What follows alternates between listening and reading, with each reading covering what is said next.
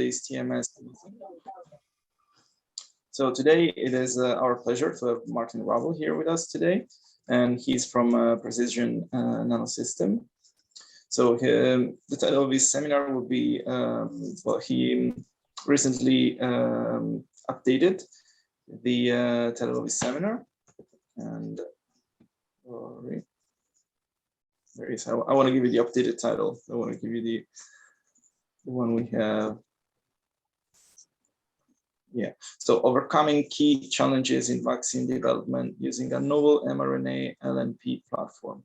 So for those of you who don't know Precision NanoSystems, this is a very nice company who works in microfluidics, all kinds of technologies that help for drug development and screening. And let me tell you a little bit about our host, Martin. So Martin obtained his pharmaceutical license as well as a diploma from the Friedrich Schiller University in Jena, so in Germany, working on bacterial nanocellulose nanoparticles for gene delivery applications. His PhD focused on the development of animal-free simulation models for the development of complex diagnostic nanoparticles. And he joined Precision NanoSystems in 2019 as a FAS, Field Application Scientist. And he supports clients from the EMEA area, so Central Europe, Middle East, and Africa. He is specialized in the development of novel nanomedicines, uses PNI's microfluidic NanoAssemblr platform. And so I expect it is what he's going to talk about today, and gene delivery reagents. His expertise spans from formulation development to optimization, as well as scale up towards GMP manufacturing. So we're really thrilled to have you here today, Martin, and looking forward to your talk. So the virtual floor is yours. Please go ahead. Yeah, thanks for the introduction. And for inviting me to this seminar series. As said today, let me share my screen real quick. So do you see it? Yes, we can. Perfect. So what I want to talk today, so Anna reached out to me and she told me that you are generally having this webinar series around COVID, vaccines, how to develop them, and news in that area. So what I wanted to do today is basically give you a bit of an overview how you could overcome key challenges in vaccine development using an LMP or an mRNA-LNP platform. So probably it's a bit different approach to what you usually have. So it gets a bit more technical and less biologically. But first of all, our mission at Precision NanoSystems is to accelerate the creation of transformative medicine that has a significant impact on the human well-being. What we all learned over the past two decades, and now also with this new pandemic threat, that these threats can emerge almost yearly. So we not only have COVID, which haunts us for the last 2 years, we also had Ebola, MERS, SARS, Zika, avian flu, and all these other diseases that come up and have the potential to be pandemic threats.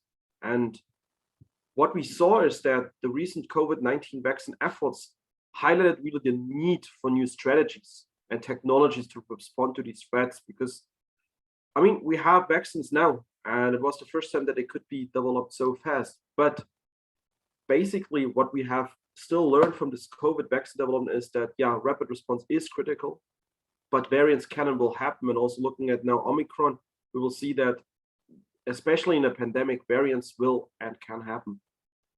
The production capacity of these vaccines is a bottleneck, and while most of you probably are vaccinated, we still see in middle and low income countries that they have no access to any vaccine. So we critically need to scale up the production capacity of our vaccines, ideally in each state, everywhere in the world. And everyone needs protection.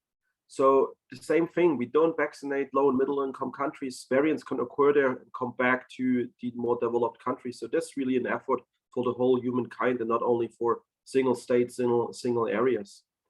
And I think that ties in with something that Bill Gates said with his foundation, that his hope is that leaders around the world who are responsible for protecting their citizens will take what has been learned from the strategy, invest in systems to prevent future outbreaks.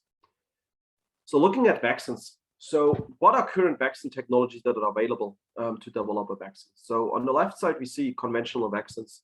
So that spans from well-inactivated viruses, live attenuated viruses, subunit vaccines. So basically vaccines that rely on the full virus or on parts of the virus like the proteins. Problem with all these technologies, I will tell you later a bit, but on the other side, what we also have, except of the conventional vaccines, is nucleic acid-based vaccines. So basically here we have 3 different types of vaccine that you could use, either using a synthetic carrier, and that will be the focus of the talk today, a viral vector nucleic acid vaccine, where you use a viral vector, which is not the actual pathogenic virus, but the genetic material of the virus, or electroporation. But basically today's talk will be focused on the synthetic carriers, as they have also shown to be most efficient in responding to pandemic threats. So yeah, maybe we can go through what's the importance. So what's the benefit of using a synthetic carrier? First of all, they're easy to manufacture. Might not sound like that, but they truly are. They're safe, they are flexible, so you can alter them quite quickly because they are platform technology. You have no vector-specific immunity, which will mean redosing will be easily doable, also for different antigens. And the cost is surprisingly low, even if it's a new technology. Problem is that these synthetic carriers have faced problems with limited immunogenicity, which basically hindered a bit their access to the market. But I think we can solve that. So when we also look at the current vaccine landscape for COVID, and this is fairly old data from March 19, 2021, you see that there are 89 COVID vaccines in clinical development. Now it should be a bit less, to be honest, because a few are on the market and a few failed, and another 181 are in preclinical development. But what is interesting here is that 26% of the COVID vaccines are nucleic acid based, and that the first 2 approved vaccines were actually on an mRNA-LNP technology. So the first 2 that are approved come from a new drug class that has never been approved for vaccines before, which is kind of interesting. So how does this work? So how can you use mRNA-based technologies for rapid response? So first you have your pandemic virus. You need to extract that, then you need to sequence it, then probably go to a round of bioinformatics to generate an antigen library and select the candidates that should be best to create an immune response. Then you need to manufacture that RNA, basically, that sequence into an RNA. Then you have to pack that RNA into a synthetic carrier. Then you have to downstream process it, fill and finish it, and then you can administer that to the patient. And this is a fully synthetic approach. That's the good thing here. So there's no need for any extensive cell. So it's cell-free, it's animal-free. So it's a fully synthetic approach. And that this actually works basically is showcased by, let's say, Moderna at this point, because vaccine development was initiated here after SARS-CoV-2 genome was posted on January 10th. And by 45 days later, they actually had the material ready for clinical trials. Why they were so fast? Basically, because it's a platform technology. They had the carrier system already there. So they just needed to fill these steps in between. And they also had the manufacturing for RNA itself sorted. So they just feed that new sequence into their already existing RNA manufacturing approach to create RNA and then also to create an LMP. So that's a good thing here, platform approaches. And the first trial participants were dosed 66 days later, so really fast. To just sum that up, what's the benefit of RNA, in particular RNA-LNP vaccines? The speed of development, their safety profile, the manufacturability, they're cost effective, and they can encode any antigen. And to show you a bit of data to all these points, I brought a case study from our own development work. So we at Precision NanoSystems got in several collaborations over the last year and also received a fund from the Canadian government to develop our own self-amplifying RNA-based vaccine. So what I want to show you now in the next probably around 30 minutes is the vaccine workflow. So how we do develop a vaccine, what are the steps that we go through, and I will show you the data. So what we use to generate RNA-LNP vaccines and is our genetic medicine toolkit. In particular, this is the Medicine Toolkit. And this is a toolkit that we not use for our own because we're not solely drug manufacturer. We are a technology enabler. So when you have the idea to generate a vaccine, we can help you with all the steps you need to do that. So the only thing basically that you need to bring is a disease target. That's what you bring.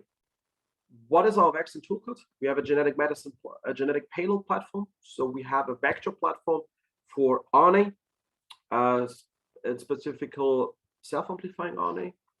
We have our GenVoy delivery platform. What is GenVoy? GenVoy as an acronym for genetic envoy. So this is a different lipid mixes that can form a lipid nanoparticle. So we have the payload and the packaging agents. And with our NanoAssemblr manufacturing platform, which is a microfluidic platform, we can control the assembly of LMPs out of these two components, so lipids as well as RNA, to really get the perfect physicochemical as well as biological activity. And we tie that in with drug development expertise, so we are an end-to-end solution for your vaccine development expertise. So first things first in the vaccine workflow, when do we need what, right? One step back, when do you need these steps? So at the beginning of your development, what you see here is the vaccine development funnel, or drug development funnel.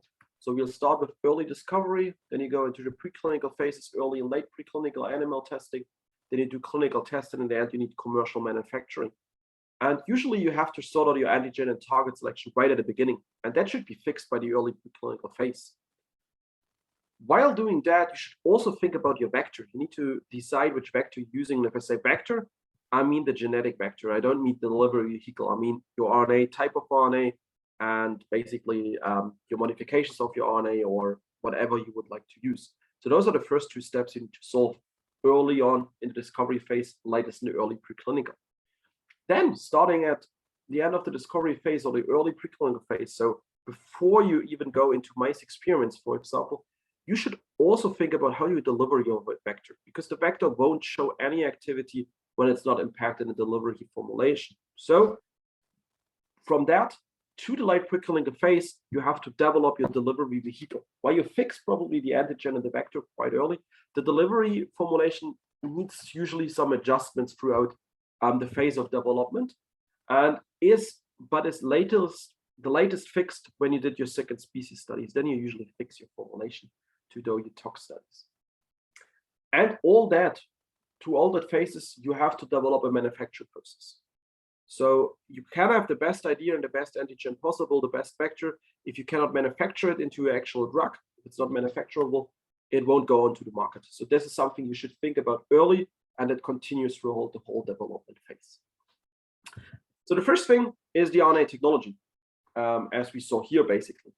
So when looking at RNA, obviously, probably I don't need to tell you why you should use RNA and not DNA for a vaccine. Basically, because you cut out the replication and the transcription, you only have the translation, which will mean you are faster, and it's easier to actually then express the protein of interest to generate an immune response. So RNA vaccines are faster, more reliable, and easier to control, basically. But not all mRNA is created equal. So basically, there are 3 different types of mRNA one could use for vaccine development. First of all, we have unmodified mRNA that get enhanced stability in translation by adding different structural motifs at the 3' and 5' end locations. This is the technology that CureVac has pioneered and CureVac is using. Then we have base modified mRNA, which also can have special capping, so 3' and 5' end modifications, but the principle here is that they have base modifications, usually uridine modifications, that reduce the innate immune response against the RNA, because what you ideally want to have is your RNA should not be detected by your immune system, only the protein that is produced out of your RNA. So base modified mRNA could be one approach, and this is used by Moderna as well as BioNTech in collaboration with Pfizer. And last but not least, you have self-amplifying mRNA, short saRNA, which basically is a combination. It contains genes of an alpha virus that encodes for non-structural proteins that replicate RNA, and it can act as an adjuvant and a phase and a part of the antigen itself. And this is used by Arcturus, for example, by Precision NanoSystems, so by us, as well as by the Imperial College of London. So a bit more on self-amplifying RNA, because I believe it's maybe not the most common RNA type. So let me quickly explain how that would work. So first of all, you deliver your self-amplifying RNA into your cell. Then the ribosomes in the cytoplasm produce non-structural proteins, so-called RNA-dependent RNA polymerases, RDRPs. that then replicate the self-amplifying RNA, generating multiple copies of the self-amplifying RNA. And then the self-amplifying RNA copies produce many multiples of the subgenomic mRNA. The subgenomic mRNA is the antigen of interest. And this subgenomic mRNA then begins to produce the target antigen protein. So you just have, out of one self-amplifying RNA, a lot of copies that then lead to a lot of protein. So the doses can be really low. All right, then I said, now you fixed, you say like, okay, I found the RNA of choice. I know now that I want to use base modified or self-amplifying RNA or whatever. Now it's time to think about the delivery platform and what we can offer, or what we used as our GenVoy delivery platform. So what's GenVoy? What's an LMP? Probably you've heard that a lot in the past months or the past year. A lipid nanoparticle is basically a multi-component system that consists of 4 different types of lipids usually, and 1 nucleic acid payload. So what you have is, first of all, a cationic ionizable lipid. So that's an ionizable lipid that is pH dependent, charged or non-charged, which helps to encapsulate the RNA as well as to release it from the endosome. I will explain on the right side then how this actually works. Then you have cholesterol, which fills voids, gives structure, and also mimics LDL, low density lipoprotein, to employ endogenous uptake mechanisms. Then you have a helper lipid, usually DSPC, DOPC, POPC, something like that, which gives the whole particle structure and also stabilizes the inner side, which is consistent of the nucleic acid and the ionizable lipid. And last but not least, on the surface, you have a stabilizer, which is usually a pegylated lipid or another polymeric linked lipid that helps to prevent agglomeration of the particles and also helps with basically injectability and also storability of your lipid nanoparticle formulation. So what's the benefit of LMPs? First of all, the uptake into cells is really efficient. Why is that? Because it can use endogenous mechanisms to get into the cell. It can use multiple mechanisms, but one of the most prominent is low-density lipoprotein receptor mediated endocytosis, because it basically mimics that structure. So the particle can easily go into the cell. But now there's another big benefit to other formulations. It can also easily release from the endosome. How does it do that? So basically, the RNA and the ionizable lipid interact with each other during the formulation process. So you have a cationic and an anionic charge. It goes together. It forms a lipoplex. That's the core of the particle. But what happens during downstream processing, you switch the pH from an acidic pH where the ionizable lipid is charged to a neutral pH. Then the ionizable lipid gets uncharged, so it releases from the RNA. So it is inside the particle, but not statically bound to your RNA. And what then happens in the endosome, you might know that the endosome has a neutral pH at the beginning, but then there's a pH gradient created and it gets acidified. So the pH drops down to maybe a pH of 5, 4.5, or 4. So the ionizable lipid gets charged again. And what it does then is, because of the cationic charge it has now, it can disrupt the particle system because of forming hexagonal phases. And then the cationic charged ionizable lipid can also interact with the negative charged endosomal membrane.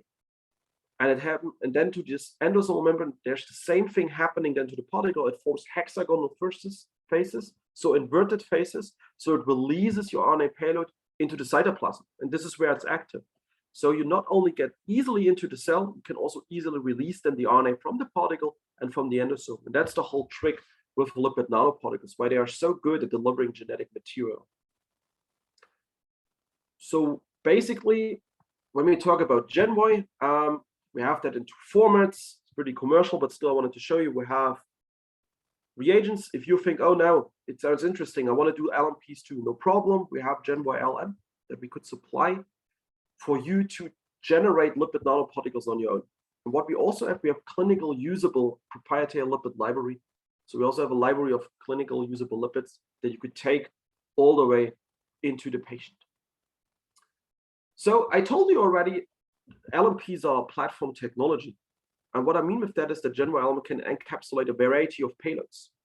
So what we see here on the left side is the hydrodynamic particle size, so the size of the carrier, that's an important factor here, as well as the PDI, so the broadness of the size distribution. The lower the PDI, the better, because the more exact your biological activity will be and more reproducible. And what we see here, independently from the size of the RNA, from siRNA with 21 bases, all the way up to self-amplifying RNA with 11 kilo bases, we see the same size and size distribution profiles, as well as here on the right side, encapsulation efficacy. So we are able to encapsulate over 95% of the RNA during the formulation, which will mean you have high production yields, you don't lose a lot of material. And if you want to switch out your RNA because your sequence changes, right? Because you have a new variant, you have a new antigen of interest, you can easily swap that out with minor changes on your process, which will mean that you will be fast in developing new vaccines and towards a pandemic response. And this actually works. I have shown here, so now we come probably to the interesting stuff, the biological data. So what we see here is a panel of our lipid compositions that we screened together with the Imperial College of London, Robin Shaddock's lab, in collaboration with Anna Plackner. She's now at UBC, but back then she was at Imperial College London. And what we tested here is the self-amplifying RNA vector from the Imperial College of London encapsulated into either lipid nanoparticles from P&I, so from us, or with their own developed polymer called Pable. So that's a polymeric formulation. And what we first see here is, so we did the mice study. We encapsulated hemagglutinin as a surrogate here, injected that into mice intramuscularly, 2 injections, 4 weeks apart. And then we checked the antibody titers as a response to that particular antigen. And what we see here in blue is always the Pable, so the polymeric formulation from Imperial College London, whereas in pink, yellow, and greenish, we see the Precision NanoSystems formulation. And what we can see is that after 2 doses, we have elevated antibody titers. And of particular interest was this candidate that had antibody titers as high as 10 to the power of 8 nanograms per milliliter. You might see that there are only 3 points here, because 2 points were out of spec. They were so high that they were not detectable anymore.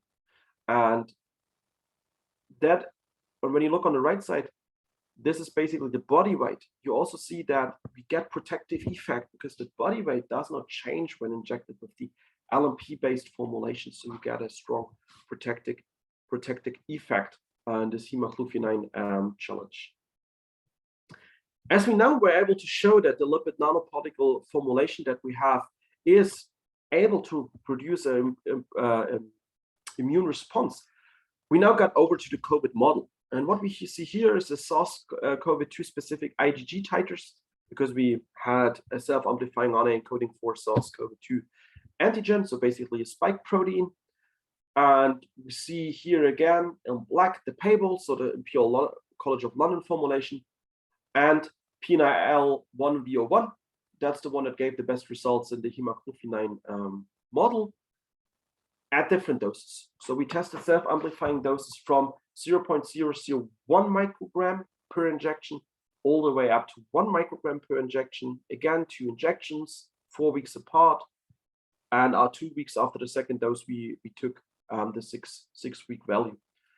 And the first thing that we can see going from right to left is, depending on the concentration, the LMPs do give a better effect, so we can dose up the response. Secondly, 2 doses are needed, yes. And when you look on the highest 3 doses, you see that they are somewhat in the same region. So probably really low doses, as low as, I would say, 0.01 or 0.01 microgram can generate an immune response as high as 10 to the power 4 nanograms per milliliter, which is generally the threshold for a potent immune response. The second thing that we can show is that LMPs work better as the polymeric formulation. And what we also did, in addition to the intramuscular injection, we also did an intranasal application. And also here we can get in really quite high IgG titers that would be enough for a protective effect. The question though is, yes, we have produced IgG titers. The question is are these IgGs functional? Because we have here an mRNA-based approach. We wanted to check, is the IgG that is produced actually functional in preventing an infection? What we did here is SARS-CoV-2 neutralization assay. Here we see IC50 values. Basically, the higher the IC50, the more virus we could inactivate or could neutralize. And what we can clearly see here is, again, is from right to left, we have a dose-dependent neutralization. So the higher the dose, the better the neutralization effect. 2 doses are needed again. The LMPs perform more potent than the paper-based formulation. And again, probably the two highest doses show equivalent results here. So as low as 0.1 or 0.01 microgram could be enough to generate really a potent immune response. The intranasal administration of 1 microgram again showed, quite sufficient neutralization up to the power 10 to the power 2.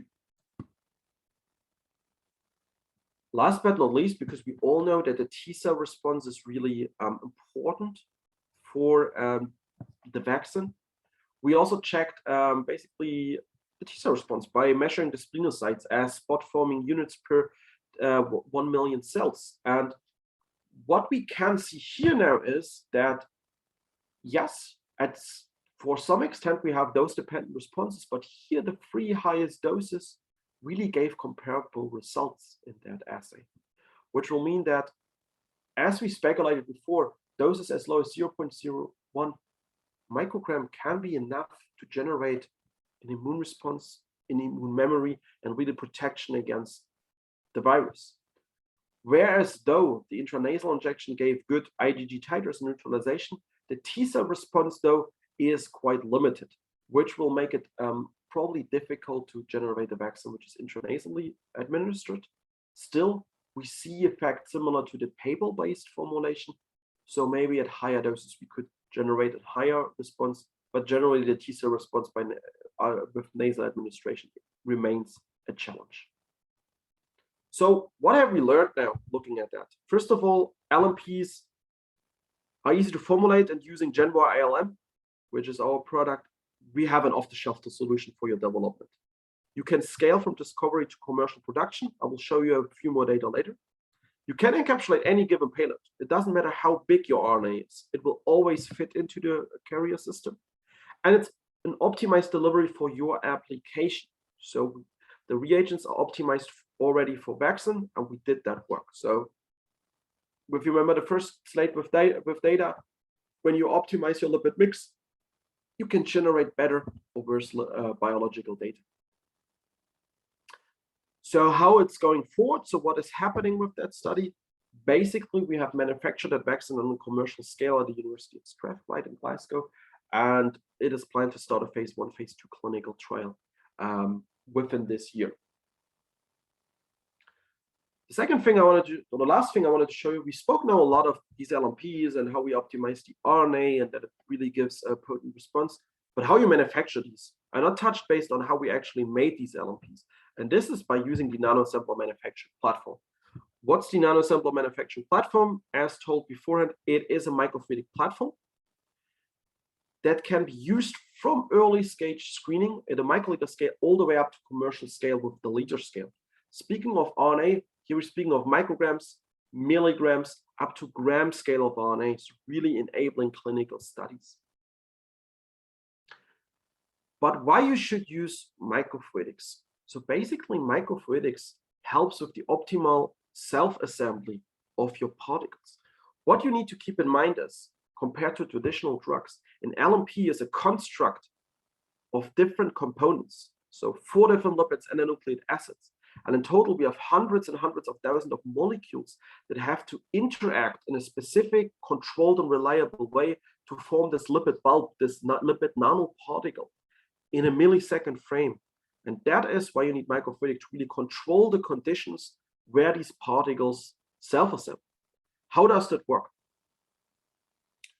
So basically, you have an aqueous phase and an miscible solvent. In this case, it's ethanol that contain your nanoparticle precursors. So we have in an acidic aqueous phase our RNA to enhance the stability of the RNA and also to make sure the ionizable lipid gets charged. And then we have an ethanol, an organic phase containing your lipids.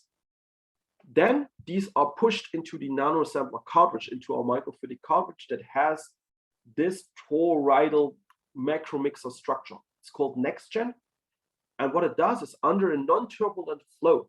Non-turbulent means that there are no turbulences nor no turbulences in the mixture, but a straight and steady flow. The two phases do not immediately mix. But what we then do is we have these microscopic features here on the right that you see here that help to enhance the mixing. And how they do that is basically mixing in microfluidic devices usually under diffusion. Diffusion is slow, but diffusion is depending on the area of contact between the two miscible fluids.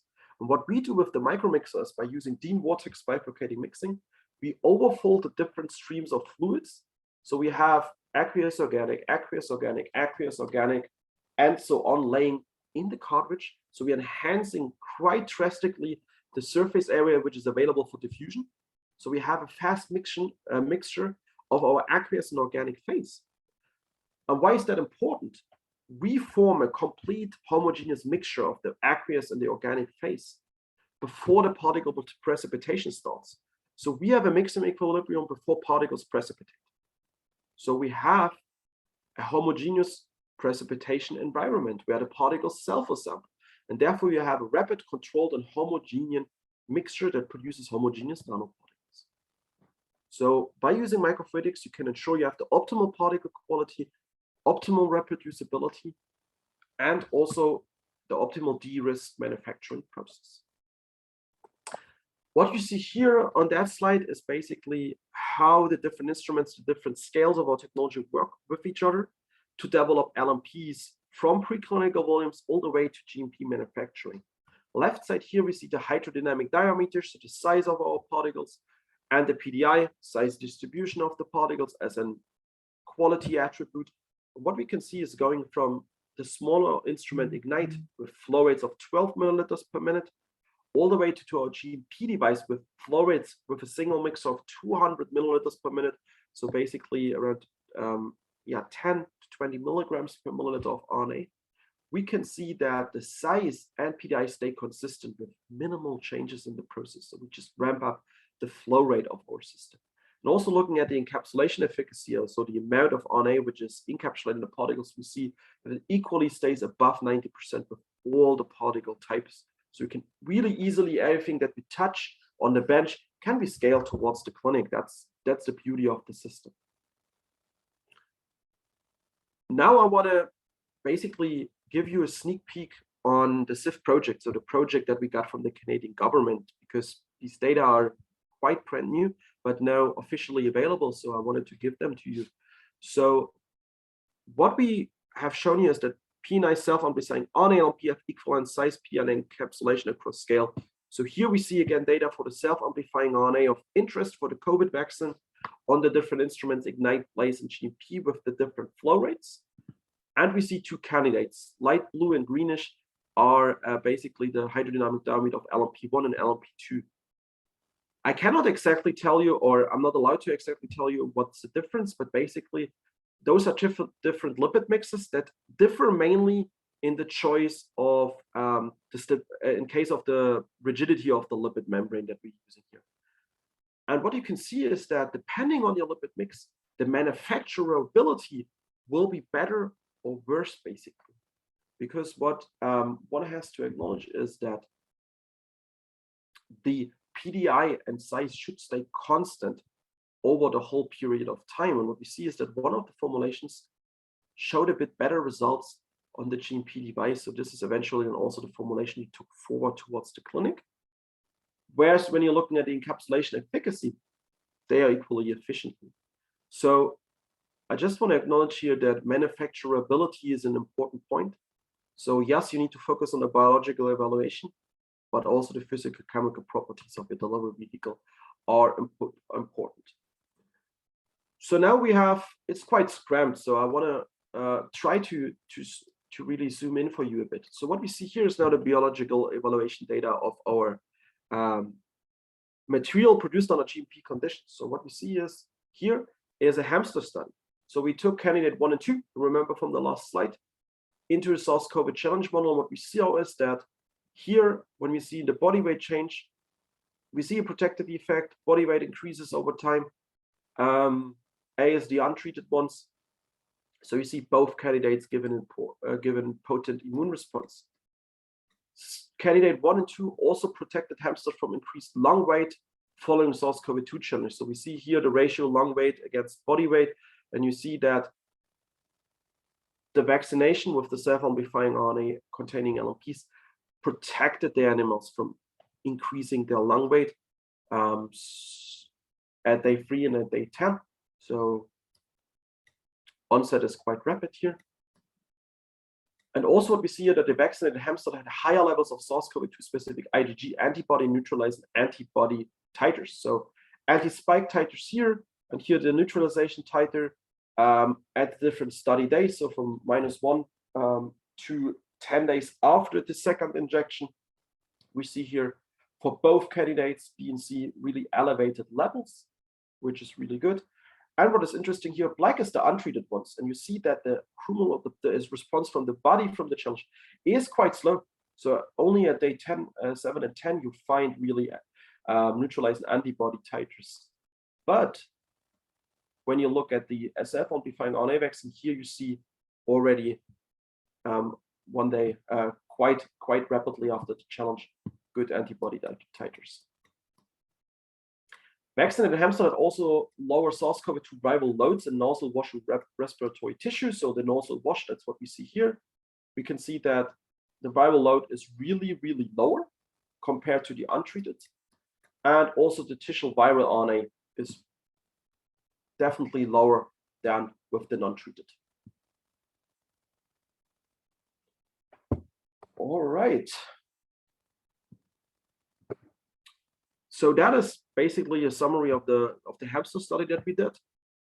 We're now preparing for the clinical study, a Canadian-based clinical study using that candidate, that specific self-amplifying RNA. And to sum up the studies that you have seen here, P&I offers you a complete off-the-shelf system. So combining using the NanoAssemblr manufacturing platform, you have an off-the-shelf solution, which is basically plug and play for your LMP or vaccine development. You can scale from discovery to the commercial production easily because the instrumentation allows you to scale from discovery to commercial. We ensure reproducibility from run to run because of the microfluidic chip design and the microfluidics. That facilitates the bottom-up approach, resulting in consistent homogeneous batches every time you use it. And the systems are easy to install and use, so we tend to be really user-friendly. So don't be afraid. If you want to get an expert in vaccine development, mRNA-LNP vaccine development, reach out to me and I can definitely help you to get going and to start working on that. If you want to learn more how the technology can help, or generally how mRNA-LNP can be used, you see studies from different of our clients, so from Moderna, from AstraZeneca, University of Strathclyde in Glasgow, Tel Aviv University, and as well as GSK. So click on our website, look for these papers, look for these webinars that have been held to basically learn more, dive more deeply into that subject. And last but not least, I think that's probably quite useful for you. So if you have 2 days time, if you want to learn more, what we offer a training program called NanoMedU. So NanoMedU course is focusing on early preclinical level 1 RNA vaccines. So what you learn in that classroom-based course is how to produce LMPs, how to design LMPs, how to encapsulate your RNA, and all these things that are related to LMP manufacturing, LMP development, because the mission that we have is really to lower the barriers of adoption of nanomedicine and related technologies. And we want to collect, organize, and disseminate fundamental practical knowledge related to the nanomedicine development through really these live interactions and really help you to be successful. So let us know if you're interested in that course. We can tell you the rates for that course and you can easily hop on that. So to sum up my talk before we go into the Q&A session, how to overcome key challenges in vaccine development. Basically, having a fast response. The Medicine Toolkit and the vaccine workflow can really kickstart your vaccine program and guide your development activities towards a successful commercialization. Our expertise in genetic medicine can help you to get up and running really quickly. LMP is a versatile platform. So using obviously you have a versatile platform because mRNA is manufactured in a synthetic process and it can be designed to encode any antigen, which makes it an ideal candidate for a timely and specific response into emerging epidemic threats. you can have high production capacities, especially when using self-amplifying RNA. You are able to produce more antigens out of a given dose than a traditional mRNA, which means that you have more doses per volume that are produced, so your manufacturing footprint will be lower, which means you have a cheaper and faster vaccine technology. And the idle system should be easy to install and use, and that's what our NanoAssemblr technology is, because the NanoAssemblr manufacturing platform is an off-the-shelf validated platform for vaccine development that can go from discovery to the commercial production, and it can be installed and used with a minimal effort, really, in a decentralized manufacturing strategy, which means we can offer that for any country anywhere in the world to help generate vaccines. And basically with that, I would like to thank you for your time, for listening today. And I'm open for all questions that you might have, and I'm happy to answer them. Thank you very much, Martin. It was an amazing talk. I'm sure people were very interested in this topic, especially because there's been a lot going on with vaccine this pandemic. So if you have questions, please either raise your hands or you can just write in the chat your question if you're unable to activate your audio and video. If you do have a question, please, as Giovanni is doing right now, raise your hand and turn on your camera. So Giovanni, please go ahead. Thank you. Thank you, Marco. Thank you, Martin. Very interesting talk and fascinating how nanomedicine can help on this vaccine development. I'm a computer scientist and engineer. I was interested on one of the first slides where you have the bioinformatics box at the beginning of the research. How important is the impact of the bioinformatics output to the whole chain of development? And what kind of algorithm, if you know, that can be used so that? Okay, so I'm not an expert on how to actually do that, because that's usually clients' expertise and people come with that data already to us, but it is crucial. So I think that's always the first step for not only infectious disease vaccines, also if you would go into a cancer vaccine or any other type of RNA-based approach, you need to know your target. And it might sound pretty easy, right? You have a virus, it has a spike protein maybe, but you need to find out what are the proteins that the vaccine is composed of, what variants does it may have, how you can really optimize an immune response against that. So you have to understand how it structured the virus, how it maybe also enters the cells, what are the interaction mechanisms to really get that data ready to say, like, okay, those are my 2-3 sequences or proteins that I want to encode, or parts of proteins, right? You not only use the whole protein at all. So you need to think from the beginning on which is your antigen choice. And the libraries can be as large as thousands and 10,000s of molecules or proteins of interest that you generate from just a single specimen. So the importance is huge, and it's the first step. So this is something you need to do in the beginning. Later on, usually you don't go back to a really bioinformatic approach. You do only slight changes when you have your candidates ready, because it narrows down quite quickly to a few candidates. So yeah, but how you actually do it, I'm not an expert. I'm sorry. Thank you. Thank you. Thank you, Martin. Professor Teddy has a question. Please go ahead. Yes, hello, Martin. It's been really a great talk. Thank you. And I think that the young people that are attending this meeting really need to be some way informed about these new technologies. So I have a few questions. Probably they're very naive. The first one is that you mentioned many advantages in having the vaccines using the mRNAs.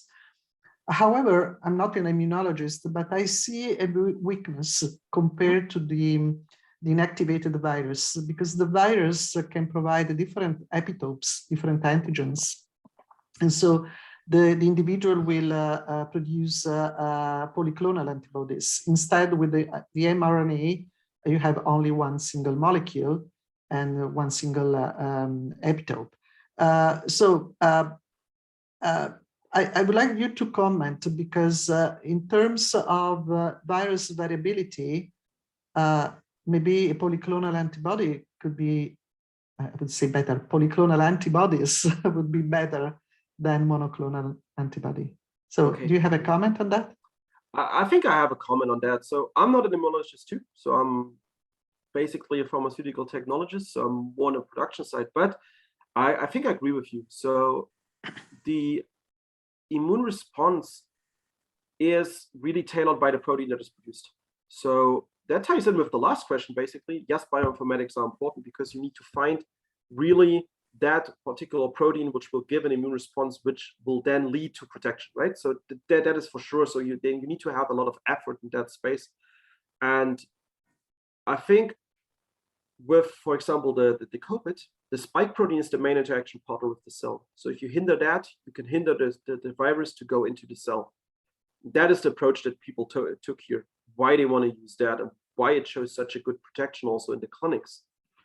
Still, you're right, it is only one single protein. So if that mutates, for example, as we see now, you might get a problem because then it can evade your immune response. But there are also ways with RNA to circumvent that. So there's for sure the possibility to maybe also integrate two different RNAs within one particle type. And we see that already with the current, so there are clinical studies running for influenza. And there they have to do that because we know with influenza you have at least two variants because you need the hemagglutinin in the neuraminidase. And you can encode that into an RNA and pack that into a single particle to express that two proteins. Problem with that, the production gets obviously more complex. And also at some point you run into dose limitations that you can, how much RNA you can give to a cell until it basically collapses or to do the overflow of the protein production from that single RNA type. But that would be one way to circumvent it, right? The second thing is, I think, to evade that is variants will occur and RNA technology is fast. We heard now on the news, BioNTech plans in 3 months in March, they want to have a variant for the Omicron variant of the new vaccine ready. So I think we can slightly circumvent that by easily altering the sequence and then making multiple booster doses. So I think that would be the, in my opinion, ways to work around that problem. And then, yeah. No, thank you. I have some more questions, but I see that there are other people that want to ask, so maybe I can come back later. We'll let Hannah ask her question, then we'll come back to you if you're ready.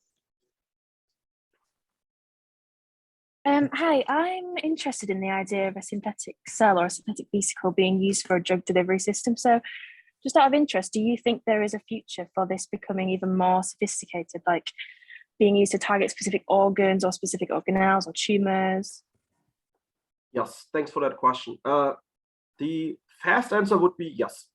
But let me give you a bit more insights here. So I think the LMP technology itself started with liver delivery, right? If you look in the past, the first LMP-based product was Onpattro, which is an siRNA-LNP, which works against a hereditary liver disease. So, and now we are at vaccines. So I think, yes, going forward, by altering the composition of the LMP, because you have 4 components you can optimize, you can get a organ specificity without the need to attach really targeting agents. So really just by guiding the particles because of its structure and mimicking different biological available delivery vehicles, can go to different organs. The first things you will see going forward is everything centered around local injections, local tumor injections, local intramuscular injections for infectious diseases and also cancer. So those are the first things. But we also see from the literature data that is available that by altering, for example, the charge of the particle, you can target the lung or the spleen. So those organs will be the first ones that you will see in a second generation after everyone employed the local injections of the liver-based diseases. Organs going away from that, then it starts to get tricky because spleen and liver are good because they're local injection is easy because you can engineer particles to stay local. Liver and spleen are good because they naturally are designed to take up foreign bodies or to take lipid up and basically process that. Yeah. The lung has an extensive negative charge as well as small capillaries. Therefore, cationic particles can be targeted to the liver. Other organs, there you might need different approaches where you need to find out, maybe also by modifying the surface to attach different proteins naturally. So by altering protein on biomolecule corona. Difficulties to understand that still, but that would be one approach that people feel.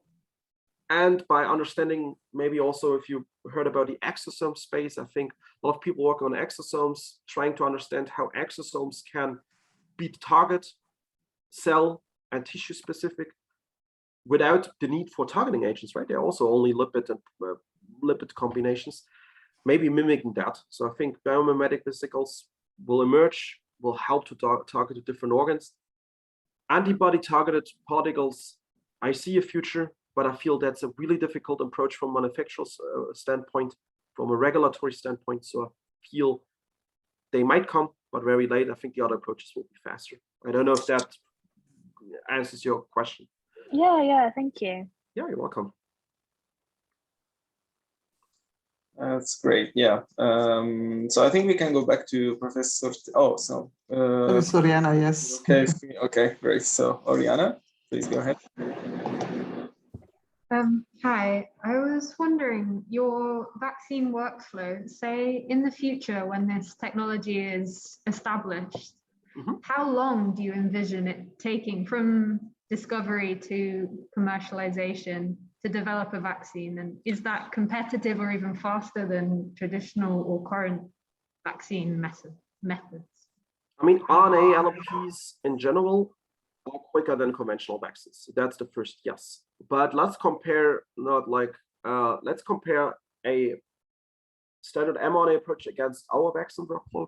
I think we have the benefit when it comes, first of all, the delivery vehicle, because it's so efficient and already set, and the manufacturability. So our platform is quite easy to control and really, really reproducible, which will make it easier to carve out new processes. So we might have a slight time benefit against traditional LNP manufacturing approaches, which are usually based on turbulent mixture. And then commenting on the self-amplifying part, I think, yes, it has a huge benefit because you can produce more doses per gram of RNA you produce, or even per milligram. Doses are around 10 to 100, or let's say around 100-fold lower than with traditional mRNA.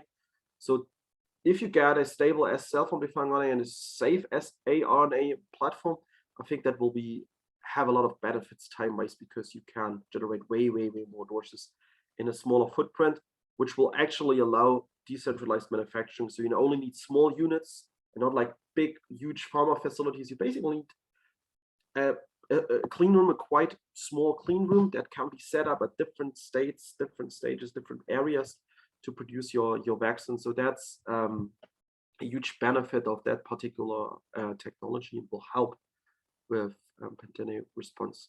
But other than that, all mRNA-LNPs are faster than other vaccines because they're fully synthetic. And yeah, basically because they're fully synthetic. That's the key here. So you don't rely on extensive cell culture work, extensive animal-based production models like with traditional stuff. So that's the thing here. That's what it makes so fast, and the delivery vehicle can stay the same. Yeah. Okay, thank you. And you asked about the time. I think it's still, if it's a total new disease and it's not a pandemic, it will still take a few years, because I think you still need to go through an extensive regulatory approval for a vaccine, because you're always dosing healthy participants. And with healthy participants, obviously the safety level of your drug needs to be quite high. So we're looking still into years. When there's a pandemic, I think the same, that we even faster than now, I think a few months, 6 months, maybe 9 months would be enough, because the delivery vehicle should be approved already. Regulators know now how to deal with that. So you just need to do the first steps with the basically bioinformatics, finding the antigen out, and then work a bit on your manufacturing process. So I feel 6 to 9 months is definitely feasible in the future for that specific approach. Yeah. Right, very lively session. So thank you for all the questions. So we can go back to Professor Stetti. You sure that there are no further questions? I have a couple, but you go ahead first. Okay, very quickly. Now, I would like you to comment about the patent. because this is a controversial issue, and there is a lot of ideology around that. So since you are in the field, I have my own ideas, but I like that people that listen to us have enough information to have their own ideas. So first, why we need the patent, and second, is it feasible that the governments freeze the patents for the COVID vaccine, considering that the patents exist since the 1800s. So what is your opinion? So, because working for Precision NanoSystems, I cannot really comment on patents and on the whole field. We were asked to please not do that. What I can generally say is that patent space is crowded with lipid nanoparticles. So it's really difficult to get into that space because of a lot of protective patents are around. The only thing, I think patents are important. That's now generally speaking. I think if the government takes them away or thinks that it's a good idea to do that, what would be the incentives for companies like BioNTech, Dörner, Acritas, Precision NanoSystems to develop new technologies if they then can be employed? And I feel that it will not hinder the access to the vaccine, because now they all give the full effort on how to fast produce a lot of vaccine. So that's not a problem. It's not a problem about the patent. The problem is that the whole governments all over the world have slept on vaccine production facilities. There are no capabilities around the world. They had to build that from scratch. Example is Germany. You think that's a developed country. I might think that too. But with looking on the vaccines, there was nothing. There were zero capacities to produce vaccines within the whole state of, within whole Germany. So we had to build that site in Marburg up to, so BioNTech had to build that site in Marburg, had to use sites in the Netherlands from other companies to really get the vaccine out. So I think the goal is not circumvent patents.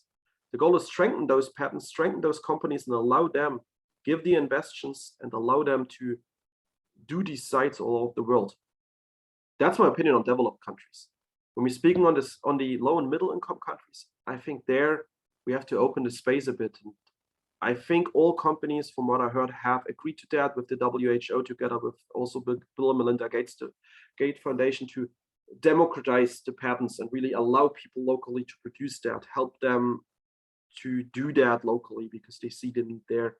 I think that's fair enough that we in the first world, we pay for that because we also benefit at the end from that. So I think that's my bits on that.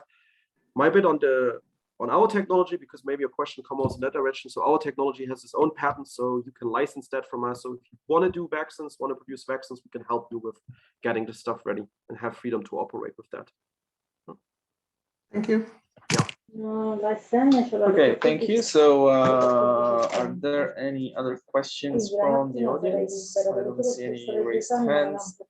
Nothing in the chat. So I'm just going to ask you one if you're kind to answer. So you talk about, you know, the versatility of the system, and I was thinking about what you said about, you know, intramuscular injections and the fact that you can put very large mRNAs in your lipid nanoparticles.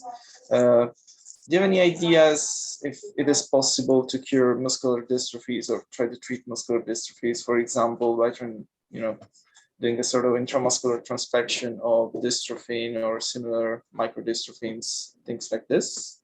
Do you know if anyone's ever tried? Yes, there are ongoing studies with different companies that go in that direction.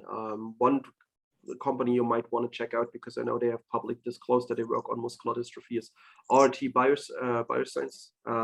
They are based in Erythropoietin in Israel. They're working on that, but there are other companies too. But they usually don't go with an intramuscular approach.